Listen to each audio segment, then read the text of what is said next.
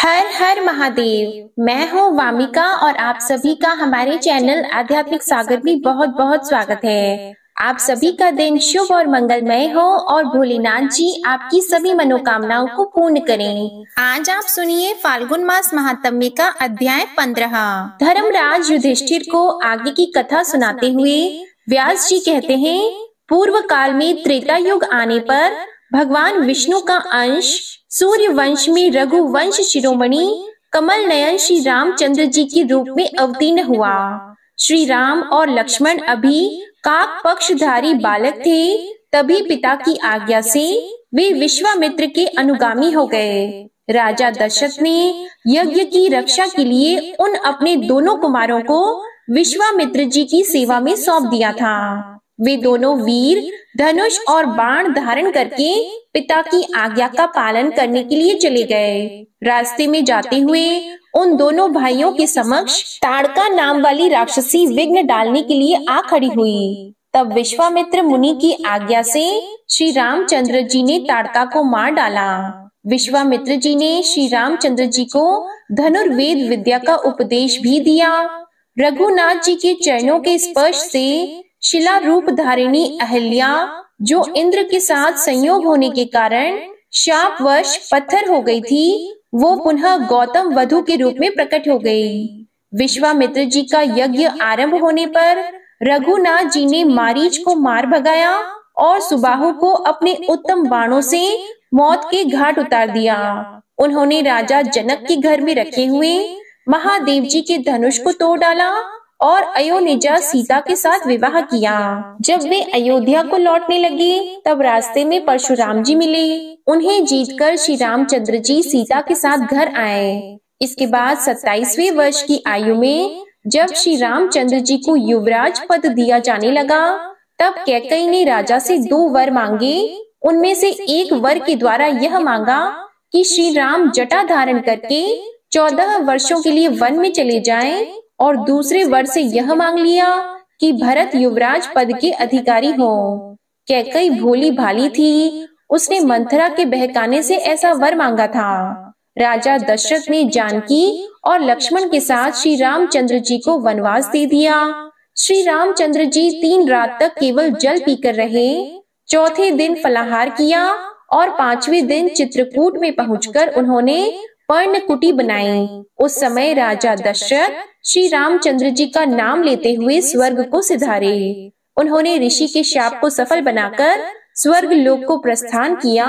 उसके बाद भरत और शत्रुघ्न चित्रकूट में आए। भरत ने पिता के स्वर्गगामी होने का समाचार बतलाकर श्री रामचंद्र जी को घर लौट चलने के लिए समझाया। जब वे लौटने को राजी नहीं हुए, तब उनकी चरण पादुका लेकर भरत और शत्रुघ्न नंदी ग्राम को लौट आए। वहाँ दोनों भाई राज्य की रक्षा करते हुए श्री राम की चरण पादुका के पूजन में तत्पर रहे। श्री रामचंद्र जी महात्मा अत्रि से मिलकर दंडकारण्य में आए और राक्षसों का वध आरंभ किया। सबसे पहले विराट मारा गया। उसके बाद 12.5 वर्षों तक श्री रामचंद्र जी पंचवटी में रहे। वहाँ उन्होंने लक्ष्मण जी के द्वारा शूर्पणखा नामक राक्षसी को कुरूप करा दिया। जानकी के साथ वन में विचरते हुए श्री रामचंद्र जी के आश्रम के समीप भयंकर राक्षस रावण आया। वह सीता का अपहरण करने के लिए आया था। माघ मास के कृष्ण पक्ष की अष्टमी तिथि को वृंद मुहूर्त में जब राम और लक्ष्मण दोनों आश्रम से बाहर चले गए थे, 10 मुख रावण ने सीता को अकेली पाकर हर लिया। रावण पहले मारीच के आश्रम पर गया था। मारीच मृग रूप में आकर लक्ष्मण सहित श्री राम को दूर हटा ले गया।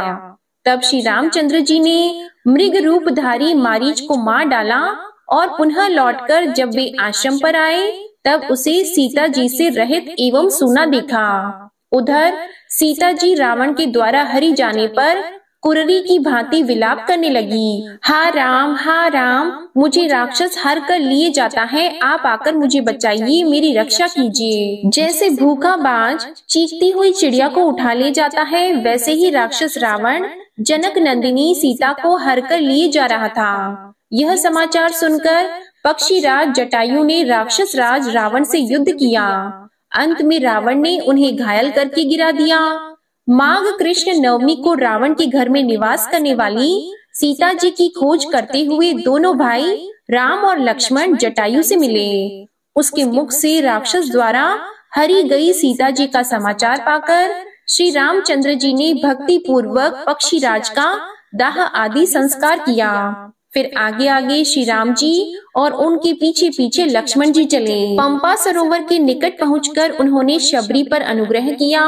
फिर पंपा सरोवर के जल का आचमन करके श्री रामचंद्र जी हनुमान जी से मिले। इसके बाद रघुनाथ जी ने हनुमान जी एवं सुग्रीव जी से मैत्री की। सुग्रीव के पास आकर उन्होंने बाली नामक वानर को मारा। इसके बाद श्री रामचंद्र जी ने अपनी प्राण वल्लभा सीता जी की खोज के लिए हनुमान आदि प्रमुख वानरों को भेजा। हनुमान जी श्री राम जी की अंगूठी लेकर गए और 10वें महीने में संपाति ने हनुमान जी को सीता का पता बताया। संपाति के कहने से हनुमान जी 100 योजन समुद्र लांघकर लंका में पहुँचे और रात भर सब ओर सीता जी की खोज करते रहे। रात्रि समाप्त होते होते हनुमान जी को सीता जी के दर्शन हुए और द्वादशी को हनुमान जी अशोक वृक्ष पर बैठे रहे। उसी रात में उन्होंने जानकी जी के विश्वास के लिए उत्तम कथा कही। इसके बाद त्रयोदशी तिथि को अक्ष कुमार आदि के साथ युद्ध हुआ।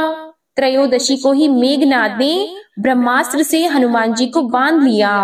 ब्रह्मास्त्र से बंधे होने पर भी वायुपुत्र हनुमान जी ने राक्षस राज रावण को कितने ही रूखे एवं कठोर वचन सुनाए। तब राक्षसों ने उनकी पूंछ में आग लगा दी। उसी आग से हनुमान जी ने समस्त लंका को जला डाला और वे पूर्णिमा को पुनः महेंद्र पर्वत पर लौट आए। मार्गशीर्ष प्रतिपदा से 5 दिन तक रास्ते में रहकर वे मधुवन में आए और षष्ठी तिथि को मधुवन का विध्वंस किया। फिर सप्तमी को श्री रामचंद्र जी की सेवा में पहुंचकर पहचान देते हुए सब समाचार निवेदन किया। सीता जी की मणि देकर श्री राम से उन्होंने सब बातें बताई। फिर अष्टमी को उत्तरा फाल्गुनी नक्षत्र में जब विजय संज्ञक मुहूर्त व्यतीत हो रहा था, ठीक दोपहर के समय श्री रामचंद्र जी ने प्रस्थान किया। श्री राम ने दक्षिण दिशा में जाने की प्रतिज्ञा करते हुए कहा कि मैं समुद्र को लांघकर भी राक्षस राज रावण का वध करूंगा। दक्षिण दिशा की ओर प्रस्थान करते समय श्री रामचंद्र जी के साथी वानर राज सुग्रीव हुए। 7 दिनों में समुद्र के तट पर सेना की छावनी पड़ी। पौष शुक्ल प्रतिपदा से लेकर तृतीया तक सेना सहित श्री रामचंद्र जी की उपस्थिति सागर के तट पर हुई। चतुर्थी को विभीषण आकर श्री रामचंद्र जी से मिले। पंचमी को समुद्र पार करने के विषय में विचार किया गया। उसके बाद 4 दिन तक श्री रामचंद्र जी ने समुद्र के किनारे उपवास व्रत किया। चौथे दिन समुद्र से वर प्राप्त हुआ। साथ ही समुद्र ने समुद्र पार करने का उपाय भी बताया। दशमी से सेतु बांधने का अर्थात समुद्र के ऊपर पुल बनाने का कार्य प्रारंभ हुआ और त्रयोदशी को पूरा हो गया। चतुर्दशी को सुबेल पर्वत पर पहुंचकर श्री रामचंद्र जी ने सेना का पड़ाव डाला और पूर्णिमा से लेकर द्वितीया तक 3 दिनों में सारी सेना समुद्र पार करके लंका पहुंच गई। इसके बाद शुभ लक्षण श्री राम ने सीता को प्राप्त करने के लिए शूरवीर वानरों की सेना के साथ लंकापुरी को चारों ओर से घेर लिया। तृतीया से लेकर दशमी तक 8 दिनों तक सेना वहीं टिकी रही। एकादशी के दिन शुक और सारण इन 2 मंत्रियों का आगमन हुआ। पौष कृष्ण द्वादशी को सेना की गिनती की गई। कपि श्रेष्ठ सुग्रीव ने अपनी सेना के बलाबल का वर्णन किया और त्रयोदशी से लेकर अमावस्या तक 3 दिन लंका में रावण ने अपनी सेना का संगठन, उसकी गणना एवं सैनिकों में युद्ध के लिए उत्साह भरने का कार्य किया। माघ शुक्ल प्रतिपदा को अंगद जी दूत बनकर रावण के दरबार में गए और द्वितीया के दिन सीता जी को माया से उनके पति के कटे हुए मस्तक आदि का दर्शन कराया गया। उस दिन से 7 दिनों तक अर्थात अष्टमी तिथि तक राक्षसों और वानरों में घमासान युद्ध हुआ। माघ शुक्ल नवमी की रात में मेघनाद ने युद्ध करके श्री राम और लक्ष्मण को नागपाश में बांध लिया। इससे सब कपीश्वर व्याकुल और हताश हो गए।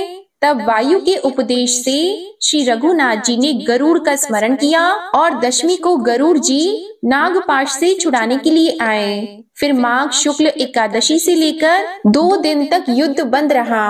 द्वादशी को हनुमान जी ने धूम्राक्ष का और त्रयोदशी को उन्होंने ही अकंपन का वध किया।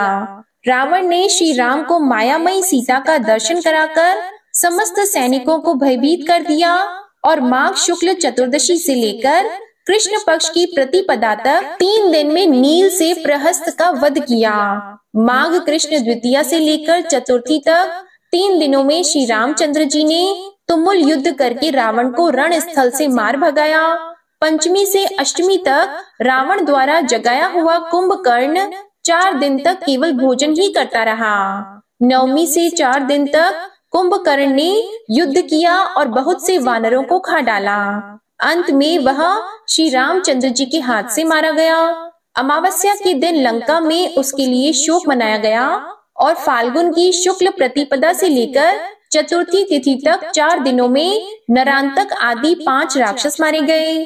पंचमी से सप्तमी तक 3 दिनों में अतिकाय का वध हुआ। अष्टमी से द्वादशी तक 5 दिनों में निकुंभ और कुंभ मारे गए। फिर 4 दिनों में मकराक्ष का वध किया गया।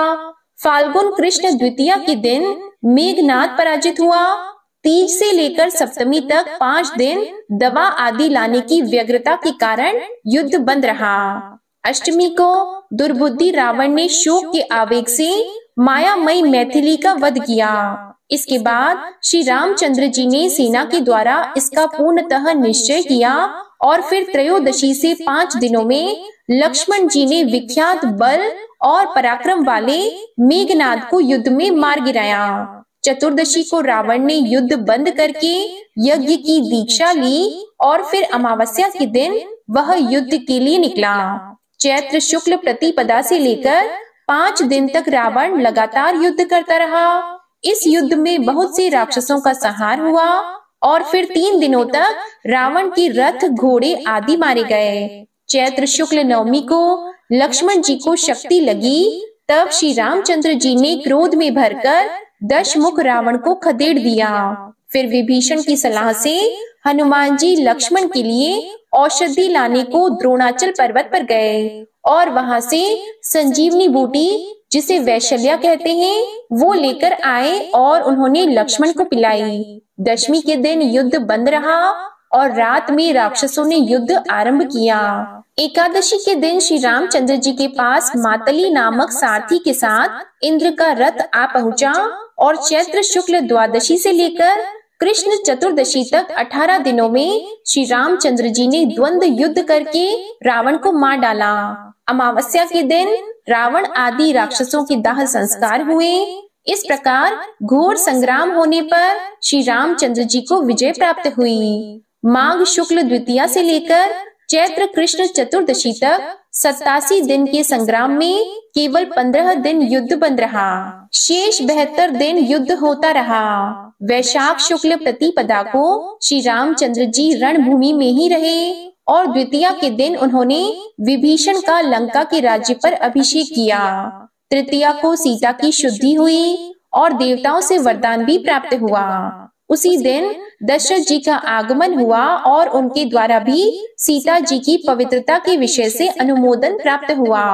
इस प्रकार श्री रामचंद्र जी राक्षसों द्वारा कष्ट में डाली हुई परम पवित्र जानकी को बड़े प्रेम से ग्रहण करके वहां से लौटे। वैशाख की चतुर्थी को श्री रामचंद्र जी पुष्पक विमान पर बैठे और आकाश मार्ग से अयोध्यापुरी की ओर चल दिए। 14वां वर्ष पूर्ण होने पर वैशाख शुक्ल पंचमी को श्री रामचंद्र जी अपने दल बल के साथ भरद्वाज आश्रम पर आकर रहे।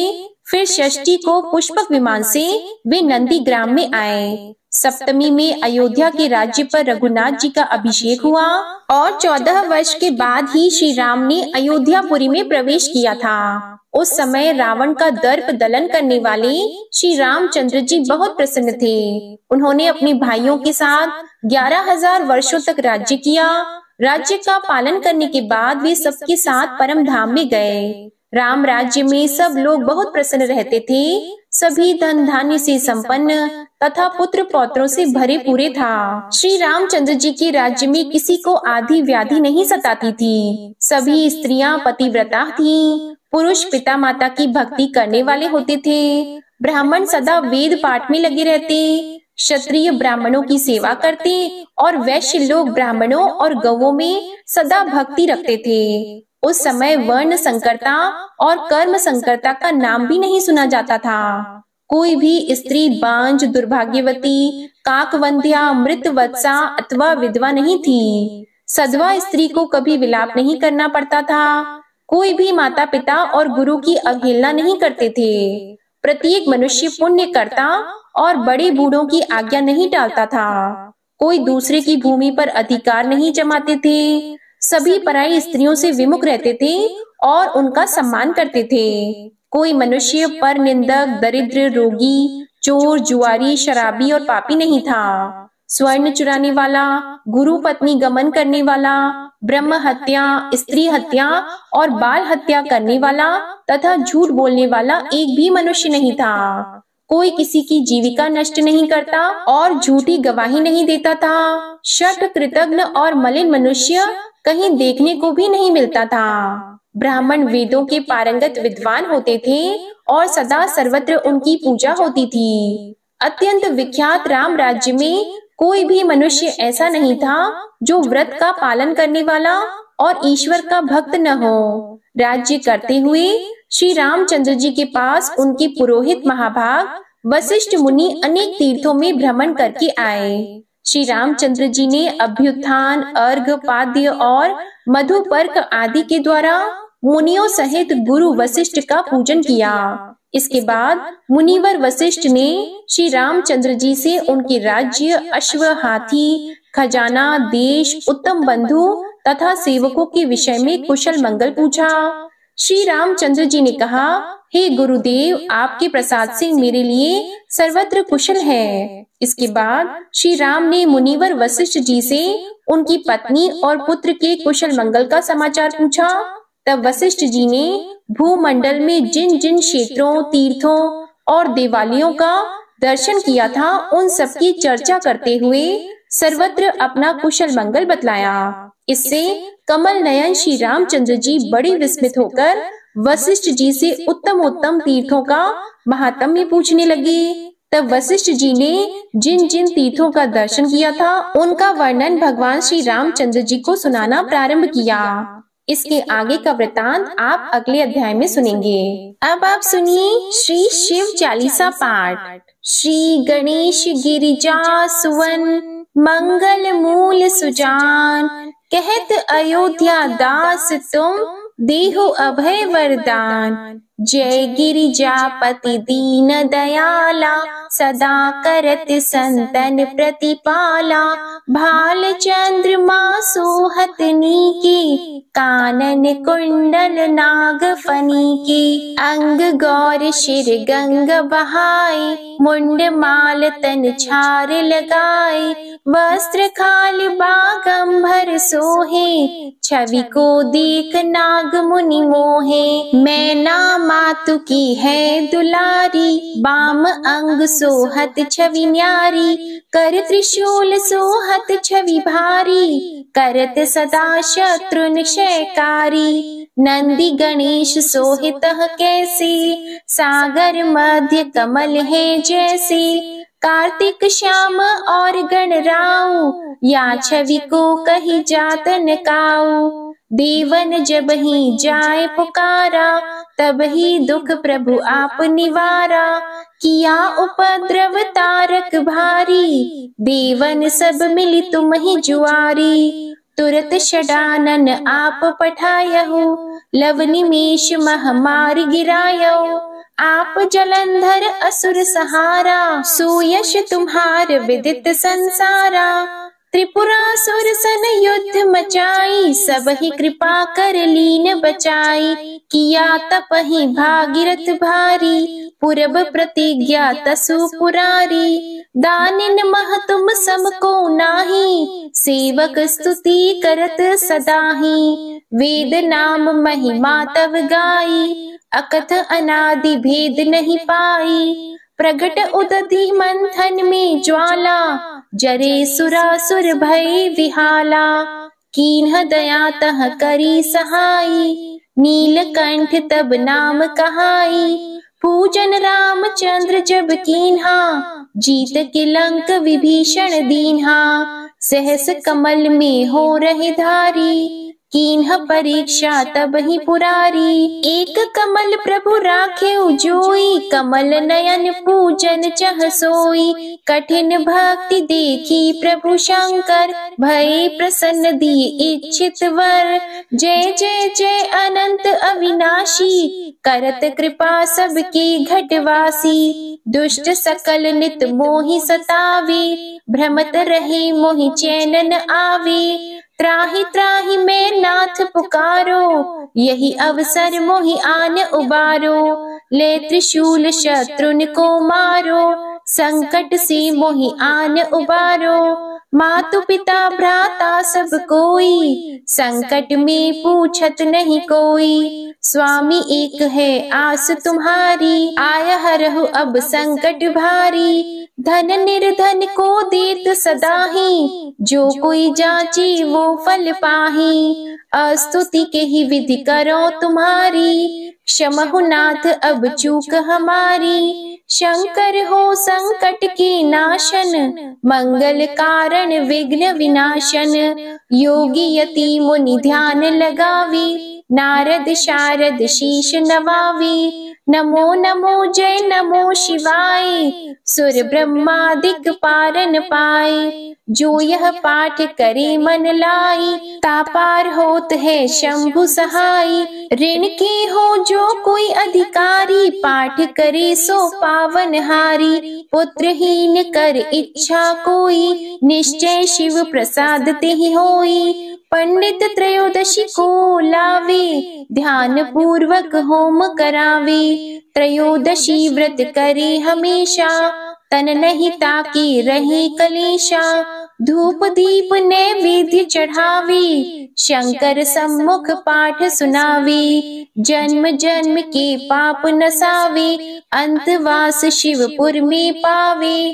कहे अयोध्या आस तुम्हारी, जानी सकल दुख हरहु हमारी। नित नेम कर प्रातः ही, पाठ करो चालीसा। तुम मेरी मनोकामना, पूर्ण करो जगदीश। मगसर छठी हेमंत ऋतु, संवत 64 जान। स्तुति चालीसा शिव ही, पूर्ण कीन कल्याण। शिव चालीसा समाप्त होती है। प्रेम से बोलिए भगवान भोलेनाथ की जय। आपको आज की कथा पसंद आए तो वीडियो को लाइक करके चैनल को सब्सक्राइब करिएगा और कमेंट में भगवान भोलेनाथ जी की जय भी जरूर लिखिएगा। इसी के साथ आज आप हमारे चैनल पर अमावस्या की व्रत कथा और गुरुवार की व्रत कथा भी जरूर सुनिएगा। जय भोलेनाथ।